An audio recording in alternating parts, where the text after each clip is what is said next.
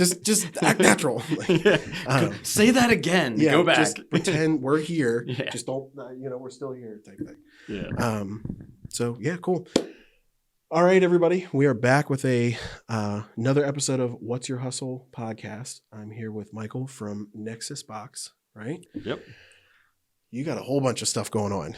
Ton of stuff. Yeah. Ton of stuff from the past, ton of stuff going on now, ton of stuff coming up. It's crazy ride right now. And I mean, to not completely off on a tangent right out of the gate, you just got back from a pretty cool trip. Did. Yep. Tell us a little bit about that. So just got back from Mount Everest Base Camp. Bucket list item. Something that been looking to do literally since I was in third grade. And you're allowed to touch it. I can touch them. Yeah. Right. It's not going to bite. It's not going to zap me. No, you're good. And you can, I tell, kind of keep it a little bit close. But bring it in there. Yeah, you can move it around. It'll make a weird noise, but okay. Sorry. Hey, So yeah, no, that is. We'll bring it in close. Yeah, that is amazing. Like as expected, better than expected. Like how did it turn out? Honestly, it was. It's a good way to put it. It met all expectations, but at the same time, I also don't think that I even thought about some of the things that happened over there, like people that I met, places that I visited. It was just. They don't like using the words third world country. They like using it's a developing nation. Sure. In some ways, yeah, it's very much developing. Like they have an awesome economy, like that's up and coming. The people there are some of the nicest people I think I've ever met in my entire life. Like welcoming me like into their homes, for example, my guide, Hamnath, the amazing guy, like it was just, and by the way, this trip was just me. Nobody came with you? Nobody came with me. It was no just videographer, nobody. My videographer was my GoPro that I strapped onto my shoulder that I carried along with me everywhere. Still better than what I've seen other people do. It was fantastic. But yeah, I booked a flight last summer and went online, found the guide company that I ended up hiring over there, and just did it. Everybody was like, "You're crazy. You're crazy. You're crazy." What are you gonna do? Yeah, it's one of those you gotta. Yeah, I got to see places in the world I never thought that I'd see. Hiking for 12 days straight in the Himalayas, helicopter rides over the Himalayas, hanging out and seeing the. I didn't even know I was going to be over there during the Nepali New Year's.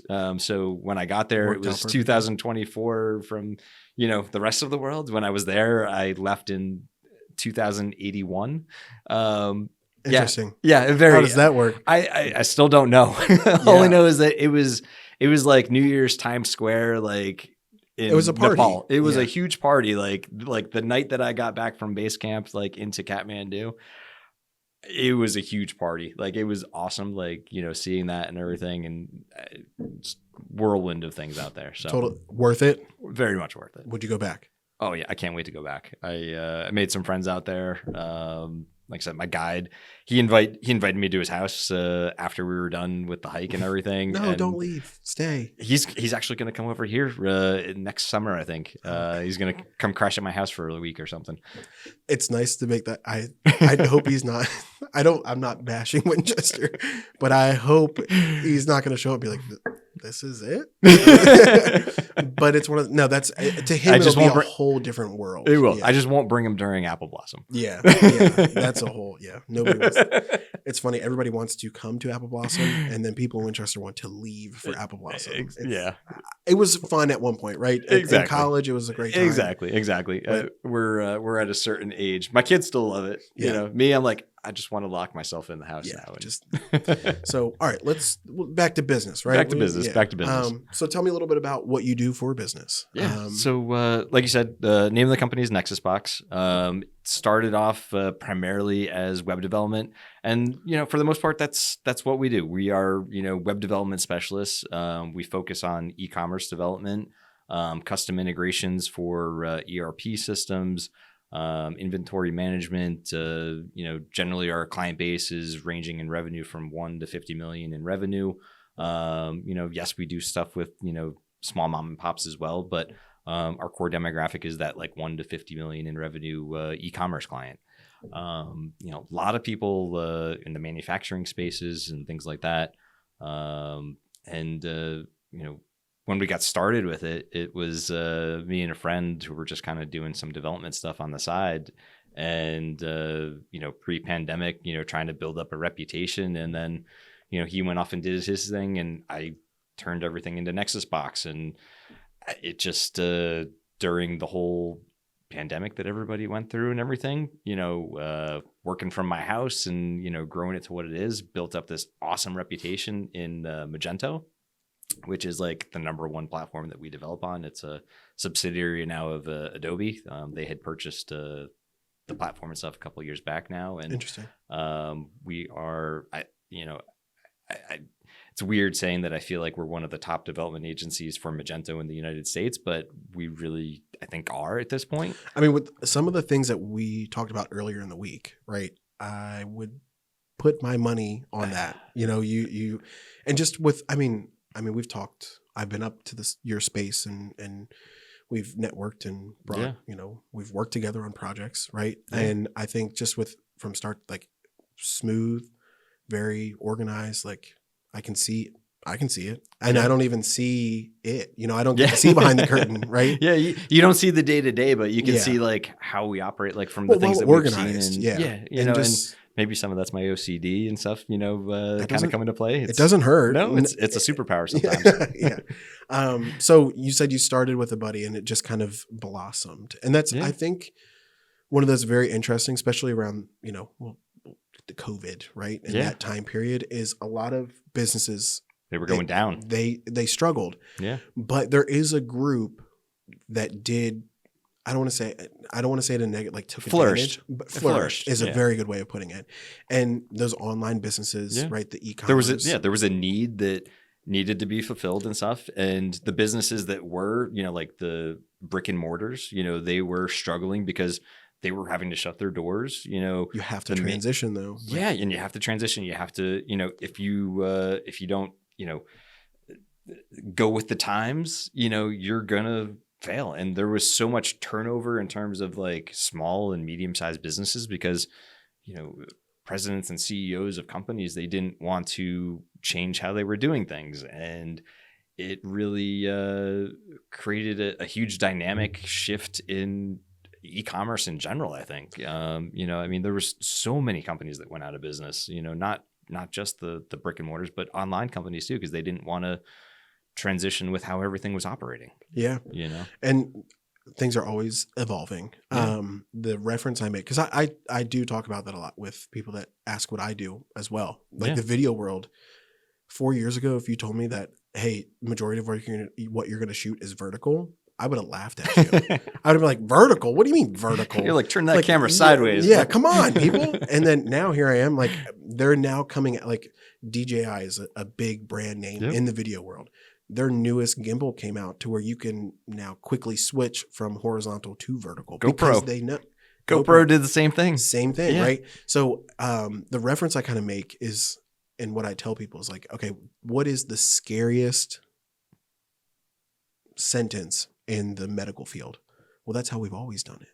Can you imagine if the medical field just stuck by that? Hey, that's how we've always done it. We would still be way back, doing crazy stuff. Oh yeah. And it's the same thing with every business and every platform. You have to evolve, you have to grow, right? Sometimes you don't want to be the first one out of the gate, but there's some where you might have to. A lot of the times we are. Yeah. A lot of times we are the first ones out of the gate. Especially on the tech side, you mean? Yeah, on the tech side. So like, along with what we do from a generalized standpoint, like our company motto is like, your innovative solutions, to help you reach the next level. We think differently. Yeah. And a lot of times we're doing things that other people just say no to. you know, so we have to be the first ones or the only ones sometimes to make that happen. And, you know, that's one of the other things that differentiates us. But, you know, to your point about like, hey, that's how we've always done things, scares the living daylights out of me. And, you know, I don't want to sound like a jerk or anything like that, but I've let a lot of developers on our teams go over the years because they've said that to me. Yeah. Well, that's one of those where I think you have to find a middle ground. Yeah, there's definitely a middle ground, but go like too crazy. Yeah. But you always have to be looking at what's coming next, or at least be aware of what's out there. Yeah. Yep. And I think from the tech side, and also I'll kind of make that comparison. I do a really good job of like taking what people are talking about, and like, oh, and comparing. Yeah. And it's one of those where I'm like, I kind of do it just because I like to like, hey, I kind of understand what you're saying.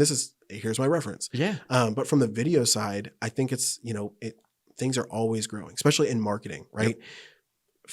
What is it? When Facebook was 2004 or 5? 2006-ish, maybe. Well, and then time. 2008. I guess it really kind of hit its started to put it in perspective. Slide, I wasn't even in high school yet, so you were MySpace up and comer. On the down, I wasn't allowed to have it, but I did. I did. It was. Yeah. I don't know if I think my parents knew that, but they do now. But it's one of those where Facebook was originally started as just a way to link with friends, right? Just to connect with friends on campus. And if you haven't seen the movie, go watch the movie. I don't even remember the name of it. Anyway, I think it's called Facebook. Anyway, but now look at where it's been. They evolved, and now you can use it as a platform to help market your business. Yeah. Not just stay in touch with unless you ask my daughter. Yeah, well, that's fair. Yeah. And the same thing with Instagram, like and TikTok now, and all these different our demographics are there though. Yeah, we're good. Yeah. But no, it's definitely one of those where like they evolved and evolve with it from a business standpoint. Like I've had conversations with businesses where they're like, I don't know what to do for marketing. I'm like, well, you don't need to do much. Here's what I like. I'm not the expert. I play one on TV. I play one on TV or a podcast, but it's one of the where I explain like, if you can have the ability to get into a free platform, all the social medias are free. You can buy premium accounts and super account, whatever they call them. We won't talk about X and they're paid. Yeah. Yeah. But if you can get a free business account on there and you are already like doing, like you're trying to grow your marketing and you have a free way to get out in front of people and now leverage it. Why not? And especially with like the algorithm with reels and shorts and what TikTok has opened the door for social media. Yep. They will literally put you in front of more non-followers than your followers. Like I'm pretty sure it's like a 70-30, right? So when you post a reel on TikTok or Instagram, the idea for the algorithm is around, I would say 60 to 70% of the viewers you get on it, whether it's a lot or little, are non-followers, meaning people that don't know of you. Yeah. So why would you not want to go that route? You're immediately already getting in front of new people every day and it's free. Yep. All it costs you is, I would say 20 minutes, but sometimes it's your time. Yeah. And that's it. And why not? Because if that time you put into it then generates even one lead or one possible customer. Yeah. Is it worth it? Yeah. I mean, you spend, even if you spend a couple hours working on a really cool reel or short in there and stuff like that, and you get, one contact out of it. It's one more than you had the day before, and it was only a little bit of time. It didn't cost you any money other than your time. Yes. And the cool thing time is money, but you know what we mean. Yeah. And that's the other part of it is almost think of your content as a portfolio, right? So the first thing I do when a business reaches out to me, I'll be transparent because I'll tell anybody, I'm going to your social media. Yeah. I'm going to and seeing what you're doing. Yep. And I'm going to see everything you've posted. I'm a creep. I'm all over everything. But I just want to, one, I want to learn the business, but two, I want to see, okay, what can benefit you? I'm not just going to give you a cookie cutter. Yeah. Here's what we're doing and that's it. Like they're one of my longest retainer clients. I straight up told her, I was like, don't change anything. I'm just going to give you the pieces to put in between. Mm-hmm. And she was like, perfect. That's great. Because I'm not here to reinvent the wheel. I'm just here to kind of, oil a couple spots and make it run smoother. At the same time, if you don't have anything, that's where we'll build out a plan. We'll go down that road. Yep.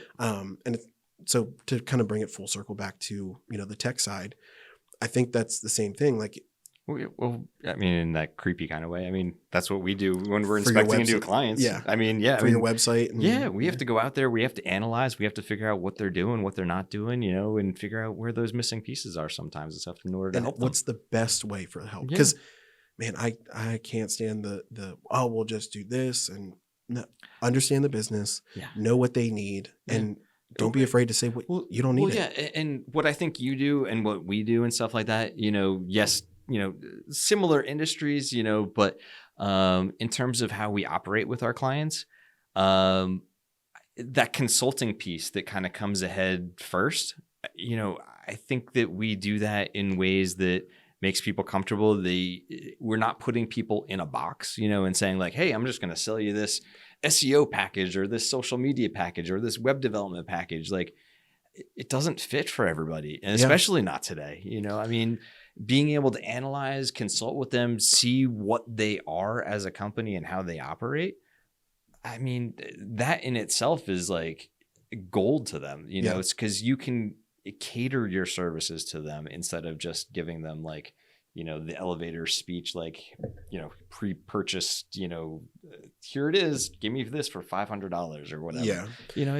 There is a time and a place for that. I think maybe after sales, but those initial getting in kind of my things. biggest thing is I like to build a relationship. Yeah.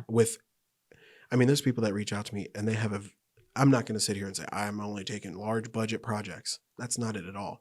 I think, and I'll tell people straight up, like, hey, I think if you actually went this route and didn't try to get a bunch of videos or marketing or whatever, and just kind of touched up on the things you're already doing. Yeah. Maybe improve your blog or something. Yeah. Like that might make it a little bit easier.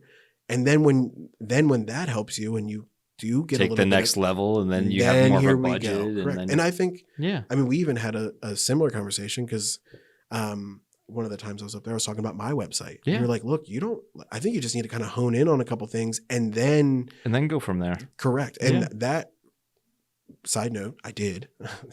I'm still doing it, but it's one of those where we all are. We're kind of like continuously upgrade. Yeah. And I think you and I are similar in that way too, where, even our website, like we're working on our website and trying to get it, rebranded and everything else. Yeah. We're so busy usually helping our clients that we're like the lawn care guys, with the lawns. Just about to say it. Yeah, don't look at my lawn. Don't look at my lawn, It's that kind of situation on the tech and video side, Don't do as I say, not as I do. Which is, it just means we're busy helping clients. And that's fair. Yeah. And that's pretty much what it is. Cause I'm fully transparent. Like I have no problem, and I even it's funny. So especially with like how the algorithm works, somebody did comment and it was like, I'm not taking marketing ideas for somebody that only has 20 followers. And I was like, thanks for the comment. Like drive that. Like I even like try to egg on the conversation a little bit more. I was like, just keep commenting back and forth because people don't realize that drives engagement. Yeah. The algorithm's like, oh, like something's going on over here. Yeah. Let me kind of push it out to more people. And this goes back to kind of what I was talking about before, as far as building that portfolio or that catalog, right? Is I kind of don't want my stuff to have a million bajillion views yet, right? But I want to build the catalog of knowledge and information. So when somebody does see that video that went viral, then they go to my page, then they're like, he's putting stuff out like this a lot. This is just the one that took off. Yeah. Right. Or that's good information. What other information does he have? Yeah. What'll hurt if you go viral right out of the gate? They're not going to follow you. They're not going to follow you. They're not going to engage. They're just going to see the video, maybe like it, and then move on.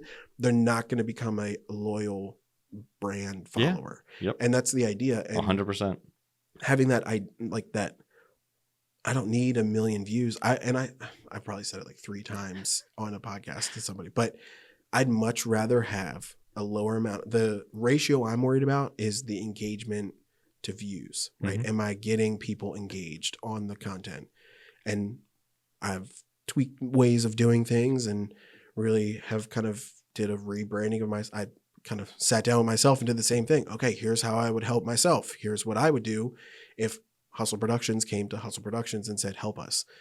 I need to start implementing those same things I'm doing with the people that I'm seeing success with. I need to start doing that now in my own business. Yeah. Same, but it goes back to that lawn, I'm client first. I'll figure my stuff out later in the back. Yeah. And to that note and stuff, we don't really market either. Like I'd say at least 80% of our clients are referrals from other clients. It's the best.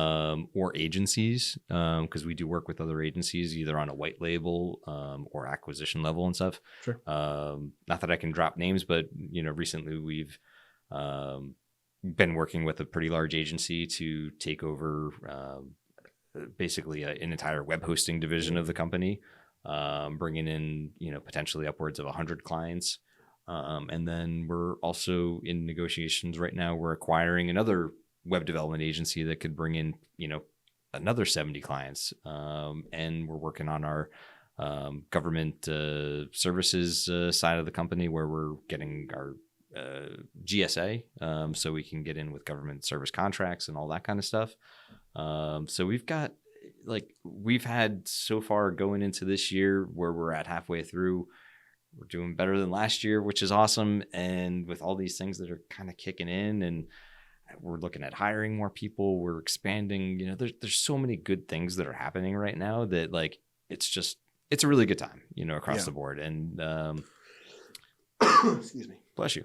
But yeah, it's a lot of fun. And,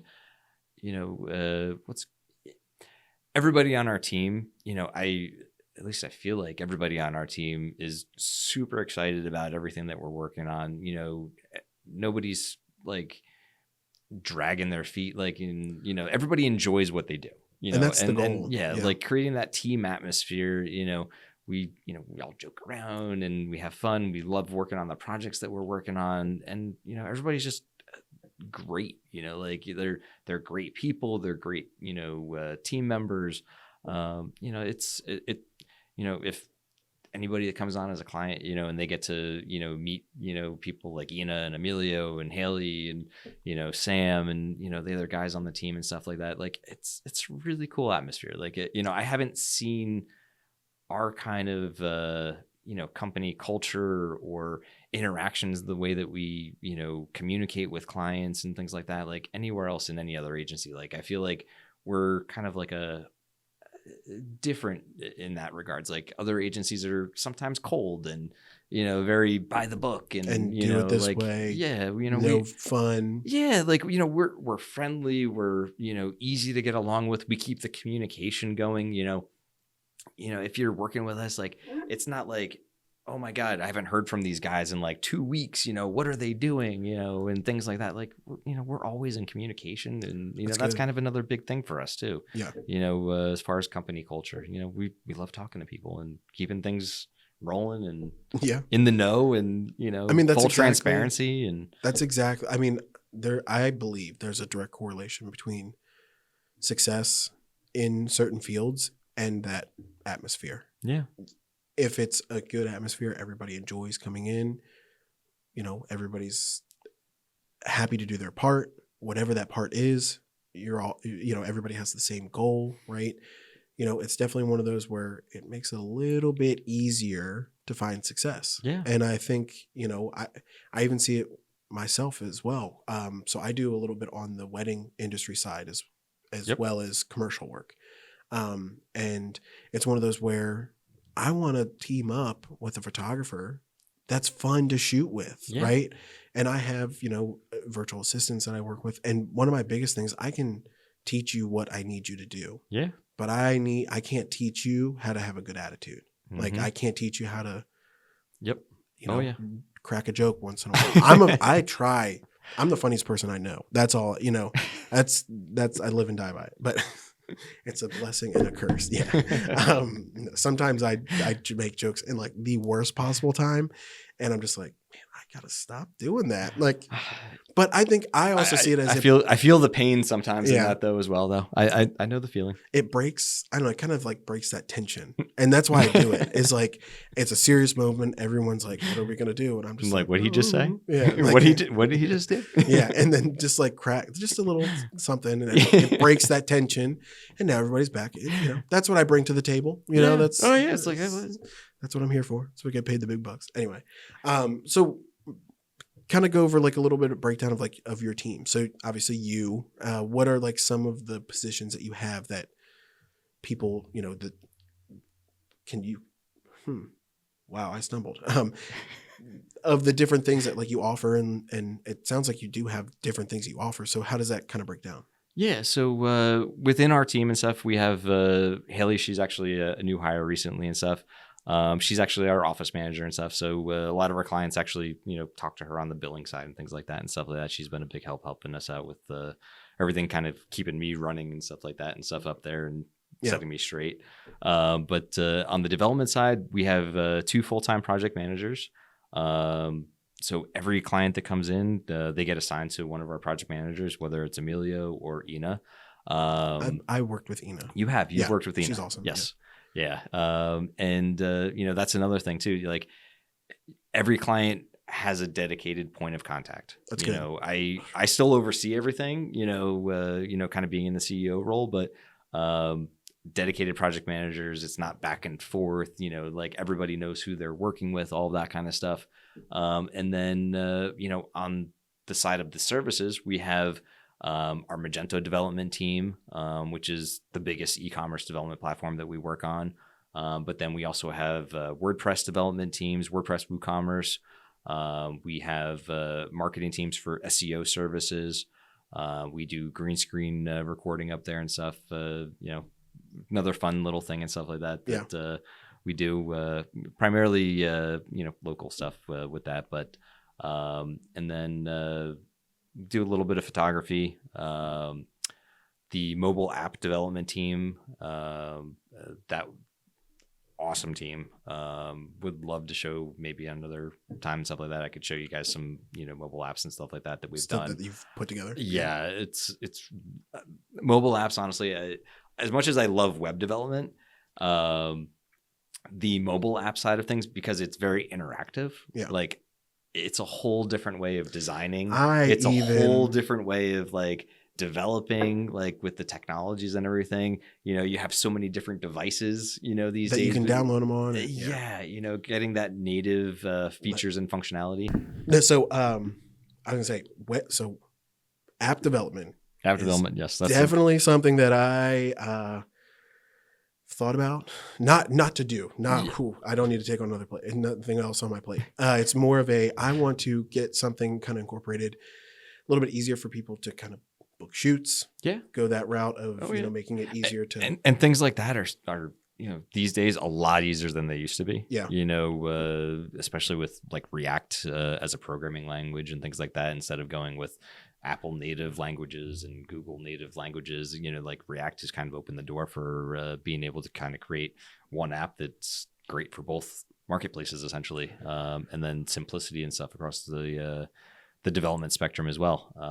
I'm barely hanging on, by the way, because I know the terms. I'm like, it's all good, all good. But no, I think what you're getting at is that there's options, tons of options. But sorry to interrupt, but it was one of those like if I had to, I'll get like super nerdy on one thing. Is like one of the things that we're working on and stuff actively with one of our clients is creating a headless platform that essentially the front end is built into React, completely customized e-commerce system, and then we're just using Magento as the back end features and functionality. So we're creating these mobile apps that are not actually using the e-commerce platforms. We're just using the APIs and endpoints and kind of feeding all of the data from the mobile apps into basically the back end of the system. We're just using this as a tool essentially. And it's allows faster loading times and so many other crazy front end things that we're able to do because of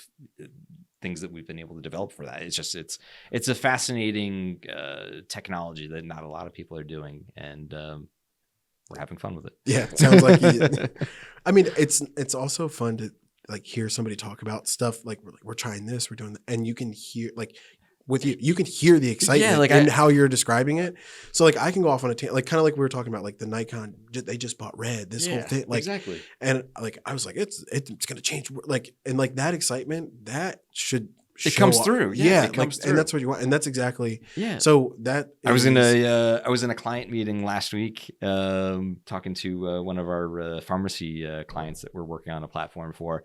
And I started talking about a headless system for their platform. And, after the call, she's like, Mike, you got so nerdy on that. Yeah. So and it's interesting because, and again, making that comparison, I kind of do the same. I'm like, oh, we can shoot in 4K 60, and throughout all these different, and they're just like, what'd you say? do I just press this button? I'm like, okay, hold on. But no, but it shows that you care about what you're doing. And that's the important part, because that energy coming across, in a sales meeting, I'm immediately going to say, well, they obviously care about what they're doing.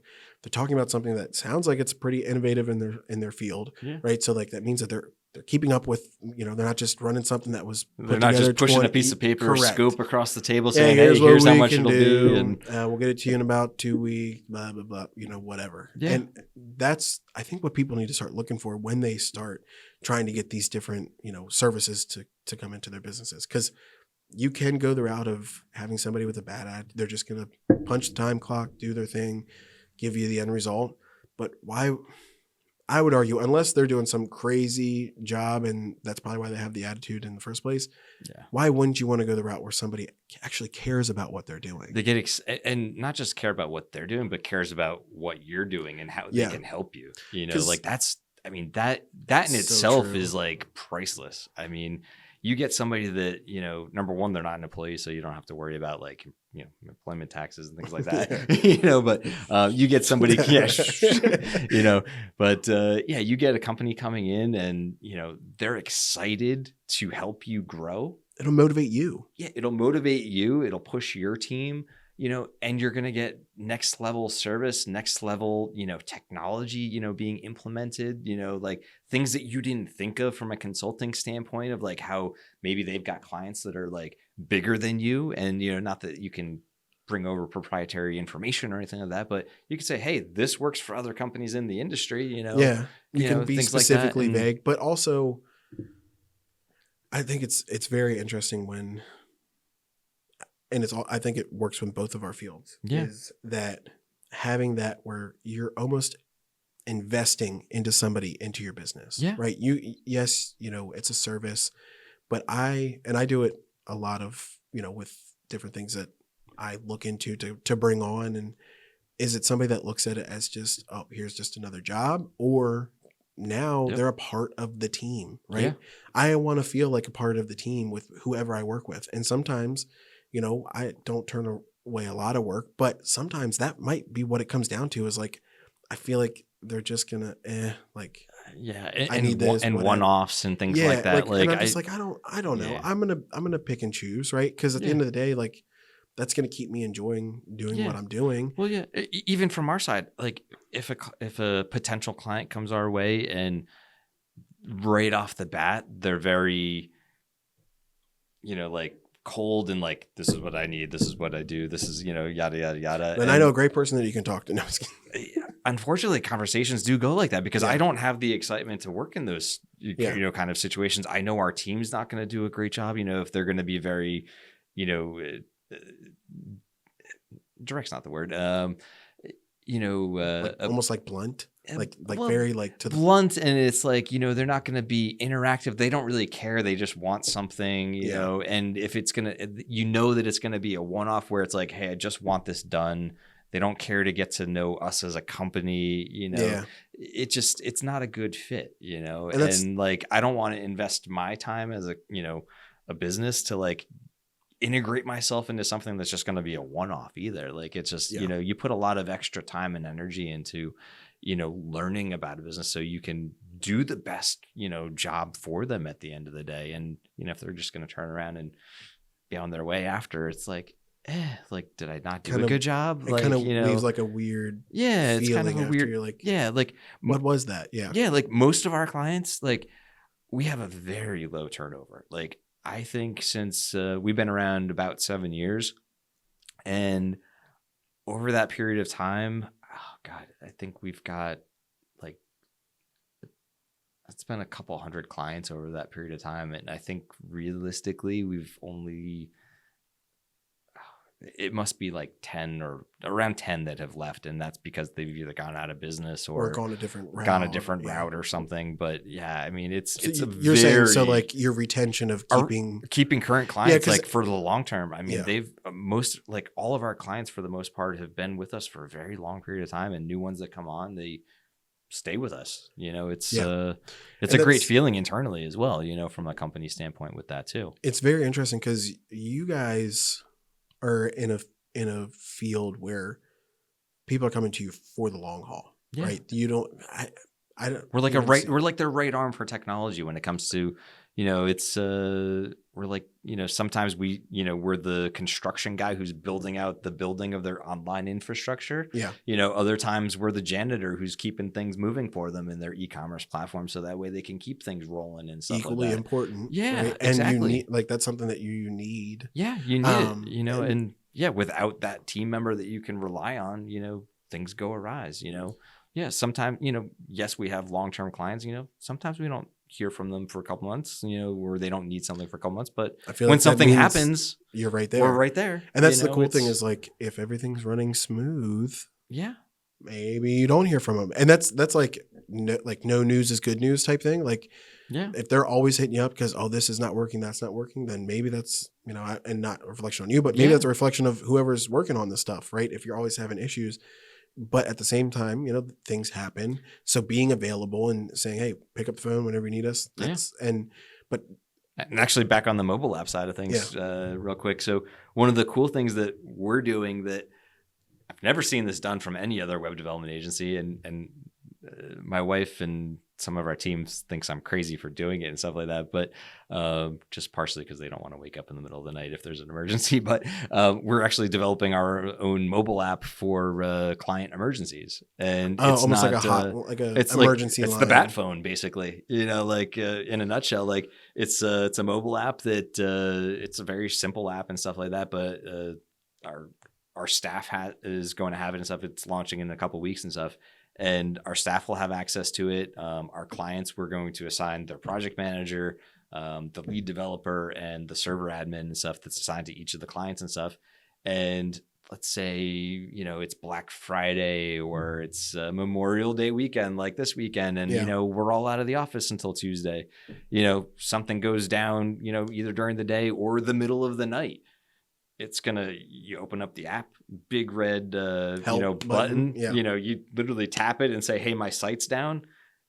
It's going to send that message to our team, and it's going to have this alarm that's going off that will wake us up in the middle of the night. That's pretty cool. Like, that's really cool. Yeah, that's the biggest thing that I've seen in terms of like requests from clients, because they're like, "Oh, well, how do I get in touch with you if the site goes down?" It's like. A lot of other places, it's just a phone number or an email. And mail in this request. We'll get to it in 3 to 5 business days, and we'll reach back out to you then. And then at that point, you're like, that's almost a whole week at that point of no website, and that hurts. Well, and not that we get a lot of things like that happen overnight, but when they do happen.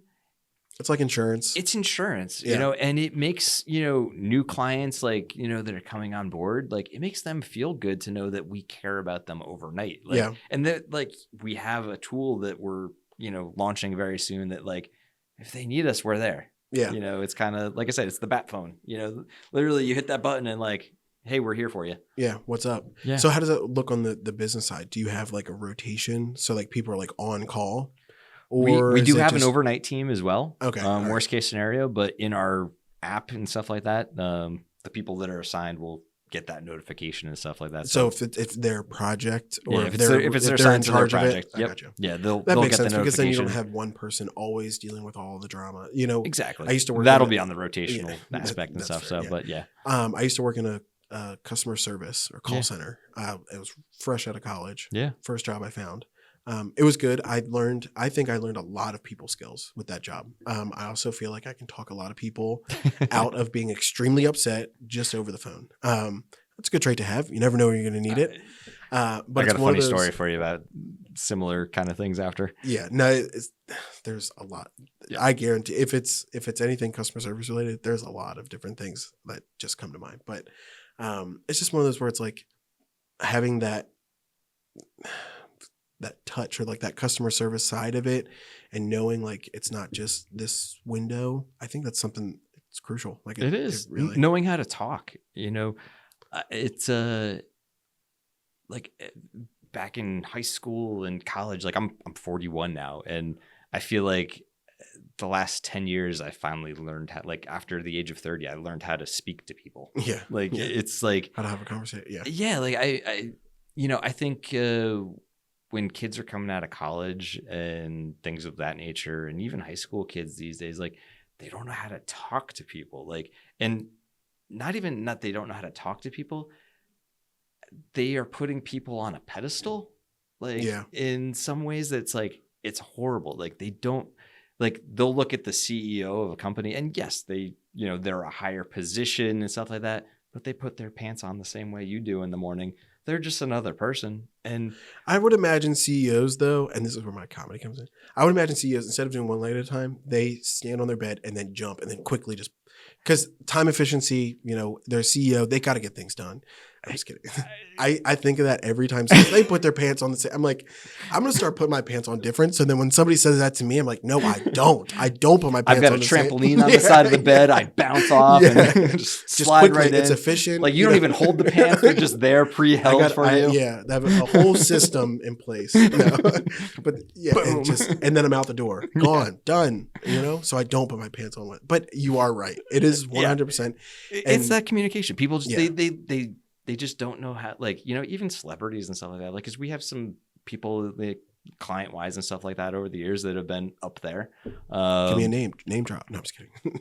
I'm just kidding. You don't. That I promise. Yeah, that I can't. No. But so the one thing, and I don't mean to cut you off, but the one thing that's really interesting is a lot of times, from what I've come across, and I've been here or there and had celebrity, like treating them like people. They're almost like, oh my God, you're treating me like a person. Like you're not asking me for an autograph or, there's like, some where I'll fanboy for like a second and then I'm like, all right, I'm cool. Cool. But yeah. No, we all do a little bit, but keep it in here. Keep it nice and close. But yeah, no, it literally, it goes a long way for them, as well. And if you're, you could sit down and have a conversation and grab a drink with somebody and just talk. Like, I mean, instead of trying to sell, too, like that's the other thing, like a lot of people like sell, just kids, and even on the social media side, everybody that's doing ads online, it's just sell. And, transitioning, where the conversation is going into that, like, when we're doing SEO and people are like, oh, well, how do I improve my rankings and all this stuff? And it's like, well, yeah, we can fix the technical aspects and we can do, this and this, but you need to become an authority and you got to stop selling. Like you have products, but become a knowledge base for people that are out there. Yeah. And this is really where prove what you're doing. My time to shine, right? Yeah. So especially with marketing, it's the social media side of marketing. Yep.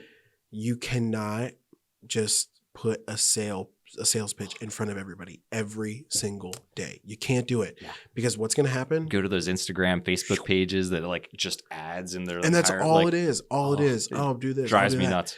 And I'm almost to the point. I feel like I'm almost like the vigilante of like social media groups, and people are like, "I'm looking for X amount of clients to do this. I'll give you this percentage off this." And I just want to be like, why don't you come at this from a different perspective? Why don't you figure out a way?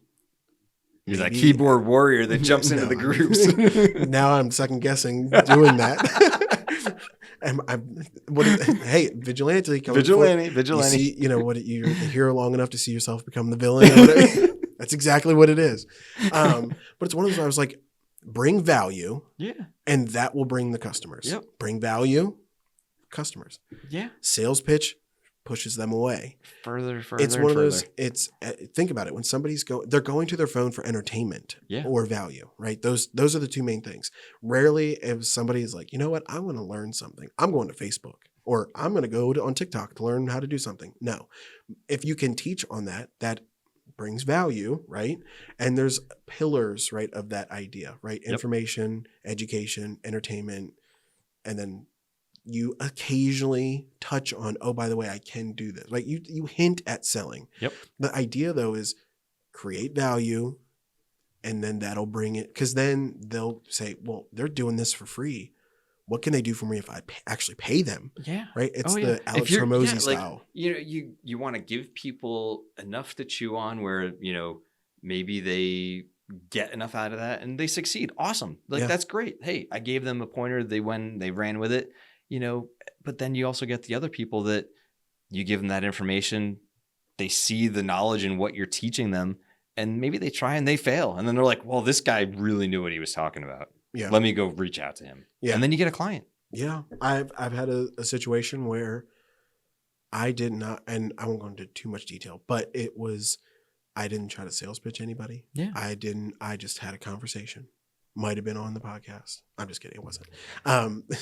I say that because I don't know. I enjoy talking to people, and that's why this whole thing started. But I was talking to somebody down the road. They reached out to me and said, hey, I have an issue. I need your help. And now I didn't have to do anything. Okay, that's a lie. I did help them, obviously, but I didn't have to say, hey, oh, by the way, I could do that. No, yeah, you weren't twisting their arm at the end of the day. No. And it was one of those, I was just like, yeah, man, like, you do your thing. If our paths, they cross. Yeah. Obviously, if I see an opportunity to kind of give somebody a pointer and like, hey, I can help you with this, I'll put it out there. But especially on social media, build that portfolio of knowledge, right? Because it doesn't go anywhere, right? It stays on your page. So when people do, like me, go on there and look at hours worth of your content because you have a bunch of stuff up there, and they build that, okay, he does know what he's talking about. It's not a one-off. Yeah. It's not just him. He wasn't reading a script. He's got a reputation. The teleprompter, you're blocking. I'm just kidding. But it's one of those where his eyes are looking up here. Yeah. And now I'm not going to hate on it because there is a time and a place. But to be honest, like, create value, and the biggest part of it is do not expect anything in return. Yes, you might get somebody that sees it and they immediately reach out to you, hey, I need help with this, or hey, I love your few content. and far between, though. Yeah, but realistically, put it out there. Just let it rest. Let it be there. Let it settle. Let people see it. Let people enjoy it. Let people take it in. Yep. And then just be consistent and just be there when they're ready. Yep. And it'll work. Yeah. You can just follow the plan and have faith in your plan and just go with it. It'll happen. Yeah, that's exactly. So to kind of go back on that, the just constantly selling, like, it's not a good idea to just only put out, hey, work with me. Hey, I do this. Hey, and a call to action after everything. So, little transparency. You're not Staples, No, you don't need to be. I'm surprised they're still in business, but I don't know what they're doing to keep the lights on, but they keep doing you. But it's one of those where, when I sit down and someone's like, hey, I want to start doing content, what should I do? I'm like, here are the pillars. Go over your content, go review what you can do, right? If it's a product, put it out there, but don't push it. Like, hey, come buy no, just put it out there and show what it can do and what it looks like and features and, but if it's a service, educate people, right? But do it in an entertaining way, or do it in a way that will catch them, and mix it up a little bit, right? And keep that rotation going. And then every once in a while, sprinkle in, oh, by the way, I do this, as a business. Yeah. Just to keep them aware, right? But overall, you don't have to just hard sell everybody that comes across your page because people aren't going to want to follow. People aren't going to want to see it. Even in reality, like, these business networking groups and things that are out there. Yeah. I feel like going to those things have been such hard sells. Like, like everybody and their brother, like, they're just like, hey, I do this. Do you need this? Yeah. Do you need this? Like, it's like, whoa, buddy, buy me dinner first. Yeah, a little bit. Yeah, like, hey, that's Like, but you know what I mean? Like, let's just have conversations. Let's, Well, how can we? The other part of it is how can we work together? How can we help each other? Yeah. Especially at those groups. Like, don't sell me. Like, hey, that's cool. I know what you do, but like, here's what I do. Yeah. One. Don't just talk, listen. Yeah. But at the same time, like, it's a networking group. So let's network on how we can work together, right? That's the whole point of building a network. Yeah. I don't know if if you realize how networks work, but I have to explain it to you, but that, sorry, I don't know what, maybe it was the energy drink this morning, but I'm on it. You are, we're rolling here. Yeah, no, I really, so what's next? Where are you going? Like, what's the future? What's out there? Future. So, I touched on it before a little bit and stuff. So we're in the process. We're acquiring a bunch of clients through one agency. Many different ways and stuff like that through a couple different ways. The government contracting side is kind of really our big push for the end of the year. Yeah. With our GSA and stuff like that, hopefully we'll have that back and stuff in the next few months. And really pushing on that is really kind of the next phase, I think, of Nexus Box, and kind of getting into those projects that are significantly higher in, of course, in value, but I don't want to say more meaningful, but doing things for government entities and stuff like that. There's a lot of opportunity out there. Yeah. And I feel like our time is going to be spent better going after those contracts than going after, other things that are, less or harder sell on the local or level. Let's put it that way. It sounds like, to kind of bring us full circle back to what we originally were starting to talk about, is growing. Yeah. And taking those advancements. And it sounds like that's kind of what you guys are going through now. Talking about government contracts and working that route, that's a big step. It's huge. That's a big step. And it's impressive. It scares the living daylights out of me, honestly. Trying to make sure we have, everything in order. Everything in order.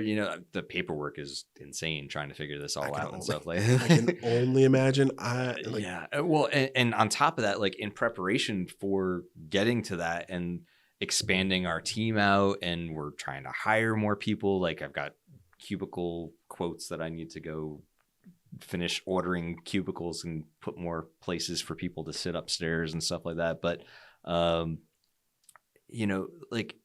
we've been in business about 7 years now. I don't want to we're great at the communication. We're great at doing everything that we do. Yes, we have processes, and things like that. But also with that, one of the biggest things that I've seen with other companies as well as ours, and this, is creating SOPs. I love doing this. I love being in the role that I'm at, and stuff like that in the company, but I also don't want to do it forever, too. So as we're expanding into these other, markets like the government and stuff like that, we need strict processes that are in place and documenting all of our processes. So it's hey, we bring somebody in as a new hire. Hey, here's your role. Here's exactly how we do things, and it's not just all written out for you. Yeah. So we've been the last probably 3 months or so, 4 months, everything we do, we've been documenting and going through step 1, 2, all the way, everything. I mean, putting on my pants in the morning, I feel like I'm documenting now, especially if you. So do you leg one or right leg, left leg, or do you do the jumping? It's left leg, then right leg. I would try to get on the jumping. I might have to try it after the. I feel like that's a challenge at this point where I've got a small trampoline. I might have over the weekend, maybe both of my kids hold one leg, see how that works out. I can see a couple different things. One, that could be a really good reel. Have a ceiling that would actually be a very good. That's your viral clip. Just make sure you have a bunch of stuff dead before. Asleep and just kind of roll over. Yeah. Oh God, I'm late for a meeting. Jump out, hit the trampoline. The kids are holding the pants. Yeah. I can see. There was one video I saw where it was. I think it was actually with pants. But 2 people are holding it. Yeah. But what happens when your legs don't go in the pant leg holes? It just base plant. That and the 2 people holding it knock into each other, and I'm like, yeah. That would be my luck. That would be my luck for sure. Yeah, it could be an interesting weekend. Yeah. It is Memorial Day. If I have too many beers, we'll see what happens.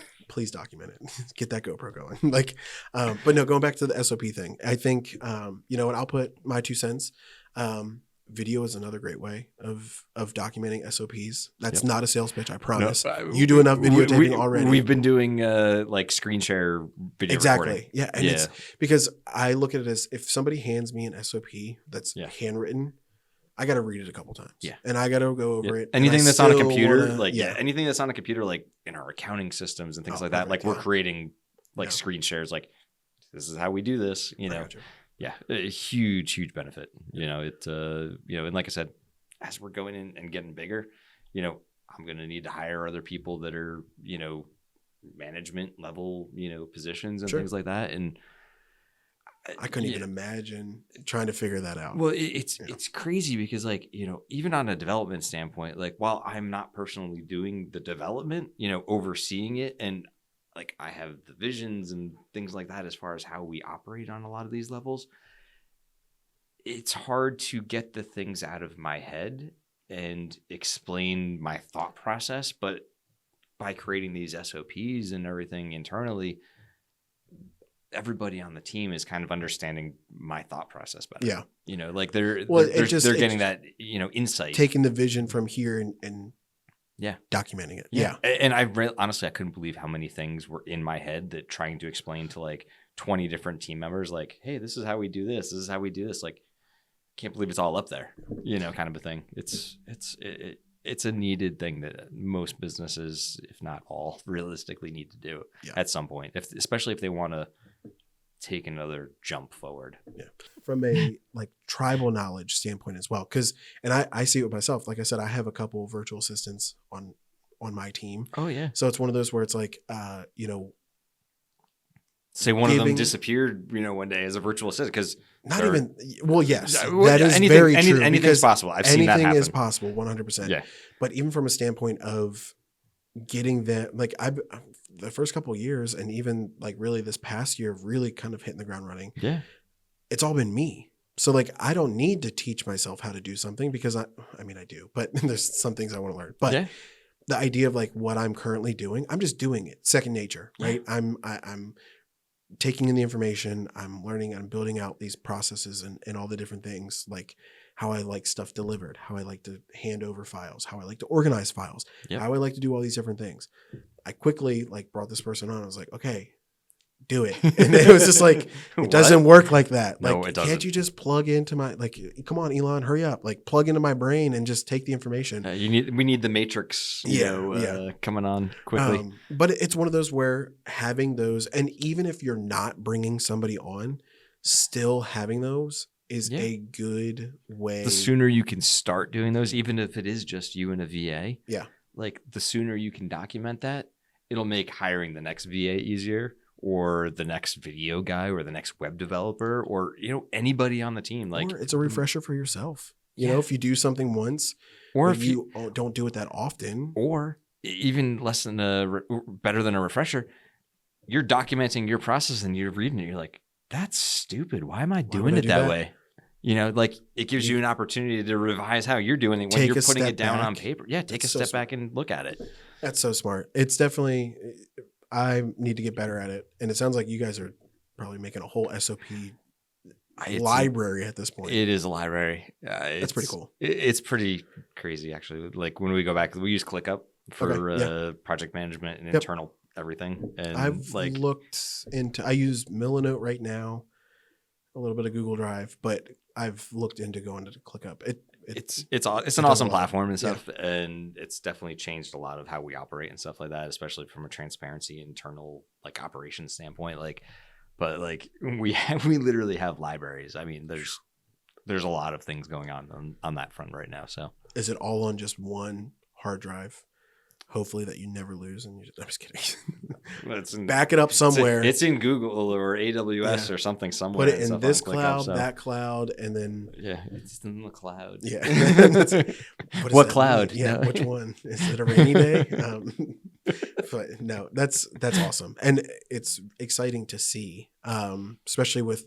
I mean, we'll pass each other in the hall, and you know somebody, either I'm leaving, you're walking in, or vice versa, running around. I kind of like that. I like seeing, people, like if I like It's a walked cool in, it's a cool building atmosphere. yeah, and You know, just saw where, like you're just sitting there like on your phone, like, what are you doing today? Nothing. I'm like, okay, like, but like seeing like everybody kind of do their own thing. It's very interesting. It's its own little hub. Yeah, like Um, there's.